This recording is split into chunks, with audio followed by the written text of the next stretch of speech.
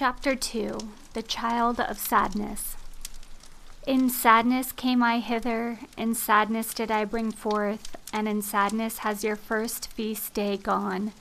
And as by sadness you came into the world, your name shall be called Tristan, that is, the child of sadness. The world of King Mark, King Rivelin, and Duke Morgan is a vivid symbol of our patriarchal mind.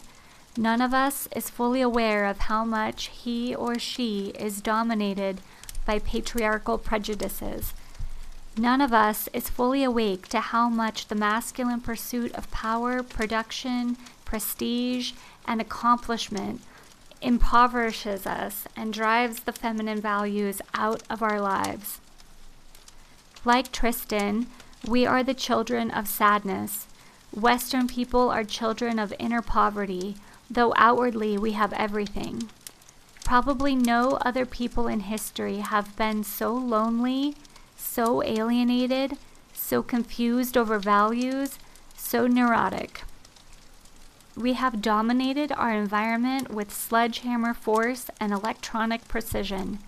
We amass riches on an unprecedented scale. But few of us, very few indeed, are at peace with ourselves, secure in our relationships, content in our loves, or at home in the world. Most of us cry out for meaning in life, for values we can live by, for love and relationship. Our sadness results from the loss of those feminine values that we have denigrated and driven out of our culture. Blanche Fleur could not survive in a culture that only honors acquisition, power, competition, and, quote, looking out for number one. The very beginning of our myth tells us what kind of world we have been building, the world Tristan is born into. There is constant war. Men think only of empire building, accumulation of territory and wealth, and domination of the environment at any cost. We still call it progress. But this lopsided mentality kills Rivelin and Blanche Fleur and leaves Tristan an orphan. King Rivelin's marriage with Blanche Fleur symbolizes our Western attempt to make a synthesis within the patriarchal mentality. But it can't survive, for it is based on our assumption that feminine values must always be subservient to masculine demands for power. Finally, Duke Morgan, the end result of patriarchal attitudes, destroys that frail synthesis. He kills the king and queen. Blanche Fleur was never given her rightful place in that society. The values she represented were never respected in their own right.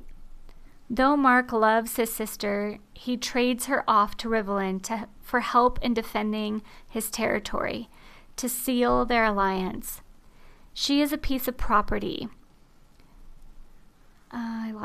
She is a piece of property to be used as the masculine ego sees fit in the service of its power drive.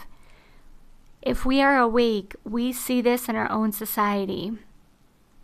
When a man uses a woman's feelings to get power over her, when a man starts a friendship only so he can sell something to his friend, when the advertiser on television tells us that we will buy his product if we, quote, really love our children, each of them is cynically putting love and feeling in the service of power and profit.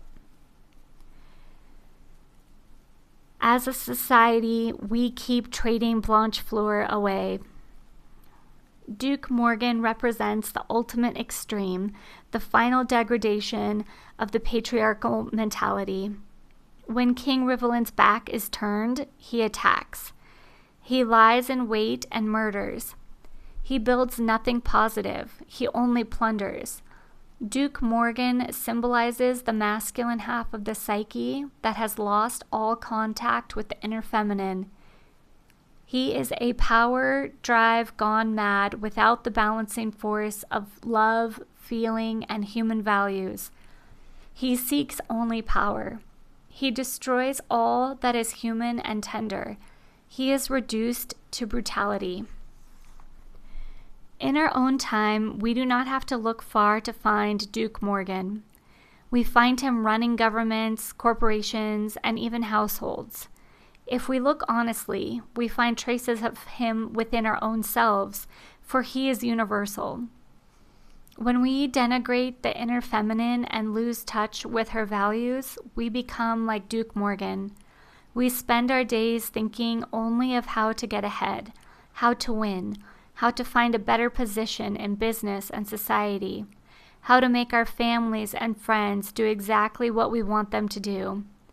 We forget how to be true to our own values, to our inner selves, and to the people we love. The specter of Duke Morgan awakens us to a profound psychological reality. No aspect of the human psyche can live in a healthy state unless it is balanced by its complementary opposite. If the masculine mind tries to live without its other half, the feminine soul, then the masculine becomes unbalanced, sick, and finally monstrous. Power without love becomes brutality. Feeling without masculine strength becomes woolly sentimentality. When one side of human nature grows out of balance with the other, it becomes a tyranny in the soul. That is the tyrant Duke Morgan. It drives its complementary opposite into the unconscious. That is Blanche Fleur. But the unconscious will not tolerate this kind of imbalance. We have already learned that the greatest force in the psychic universe is the demand for completion, for wholeness, for balance. The feminine will return. Across the sea, Iseult is waiting, and when Iseult comes, the self-satisfied patriarchal world will never be the same.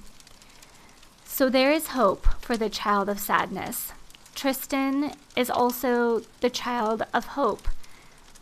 The child as a symbol always represents a new possibility, a new consciousness that has been born into the human psyche. Tristan inherited a sad world, but he also inherited inner strength, the potential for making a new world and a new understanding. Tristan is a hero.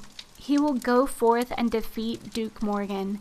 He will regain his birthright, and he will find Iseult, the reincarnation of Blanche Fleur. We are Tristan. Tristan is every man. We have his sadness, we have his challenges, and we have his hope.